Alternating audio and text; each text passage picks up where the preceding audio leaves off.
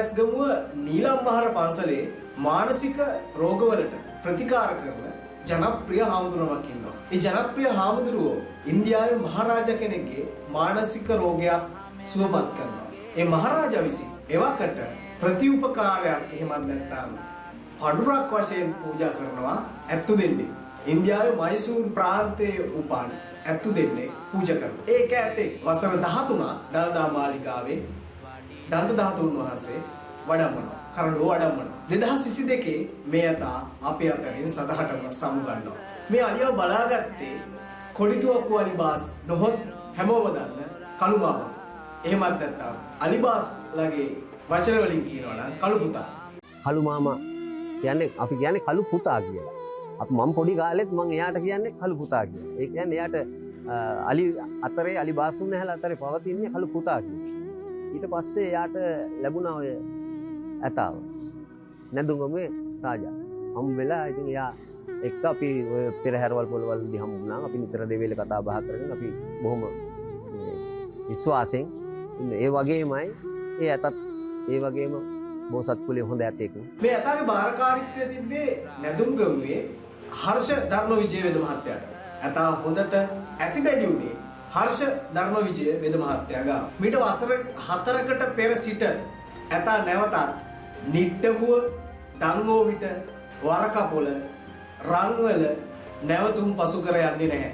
ඒ වගේම තමයි ලන්දෑරුම් මෙලි යටතේ හවස් ජාමේ නැවතත් ඇතෙක් නුවර දළදා කරඬුව වඩම්මන්න යන්නේ නැහැ. ශ්‍රී ලංකා හමුදාවේ ආරක්ෂාව යටතේ නැවතත් ඇතෙක් දළදා කරඬුව වඩම්මන්න නුවර යන එකක් නැහැ. ඒ තරමටම මේ සද්ධන්තයා ගරු ගාම්භීර ඇත් රාජේ. ඔහු තමයි නැදුම්ගමුවේ රාජනහොත් විජය රාජා ඇතා. ඔහු පිළිබඳව ලස්සන ගීතයක් ලියවිලා තියෙනවා. ගේ පද රචනය සචින් රවීච, ගායනය සහ සංගීතය දිනේෂ් තරන්න. කන්ද නගින්නට දළදා හිමි එක්ක උඹ යනකොට පයින් මට උඹ ළඟ ඉන්න. මේ ඇසලටත් අපි මහනුවරට යන්න. ඊයේත් කතා කෙරුවනේ මහරෑ වෙන්න. ඇවිදන් ගියපු දුර අපි දෙන්නා එක්ක. මෙතන ඉඳන් බැහැ තනියම මට යන්න. නුවර වැවත් අඬනවා ඇති අද ඔන්න දළදා මැදුරේ තේවාවේ දුක දන්න. නුවර පාර මග බැලුවත් යලි ඇසල නැදුම්ගමුවේ නැහැ කළු මාමා අසල. හෙන්ඩුව වැටුණා බර වී ඇස්වල කඳුල. කොහොම බලන්නද මම මගේ පුතු නිසල. කැක්කුම් ගහද්දී දෙපතුල් පිරිමැද්ද. උඹ මගේ පුතෙක් මං එක්කම දිවි ඇද්ද. සංසාරේ දුක මට කලියෙන් බින්ද. උඹ බුදු වද්දී මට අගසව් පින් නැද්ද.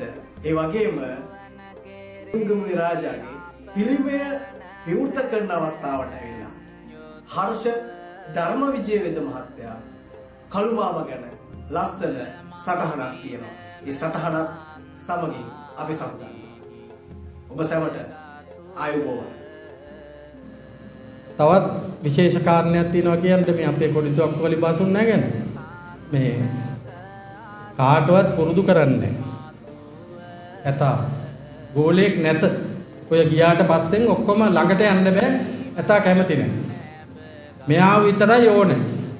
අර භාර්යාව හා ස්වාම පුරුෂයා වගේ මාර වැඩක් මට උනේ. මම ඉතින් ඇඟේ ලේ නැහැ පෙරහැරට ගිහිල්ලා ඉවරනකල් සාමාන්‍යයෙන් මේ නිකන් හිරි වැටිලා වගේ තියෙන්නේ. මොකද මොන වෙලාවෙ කෝල් එකක් එයිද කියලා. ඉතින් මං හැම වෙලේම කියනවා කොඩිතුවක්කු මේ කවුරු හරි පුරුදු කරන්නකෝ ඔකට. ඔයාට එතකොට හෙන්ඩුව දීලා යාට බලාගෙන හිටියාගෙන.